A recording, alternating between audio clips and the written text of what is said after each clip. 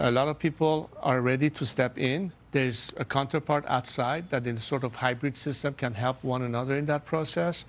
And I think the important thing is to be able to protect their identities to the very end so they're not prematurely exposed, which is why it's not so obvious that we can ask them to, show up and not be immediately endangered. So we have to be very careful about that.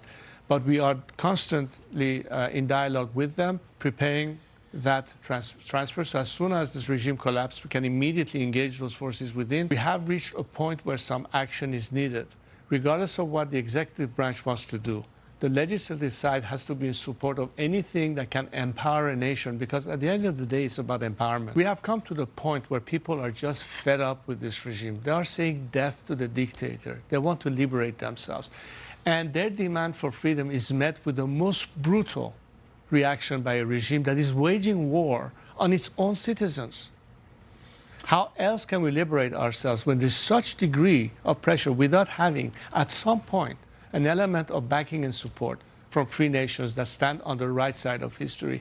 Do not throw us under the bus by trying to negotiate or appease a regime that for 47 years has brutalized our nation.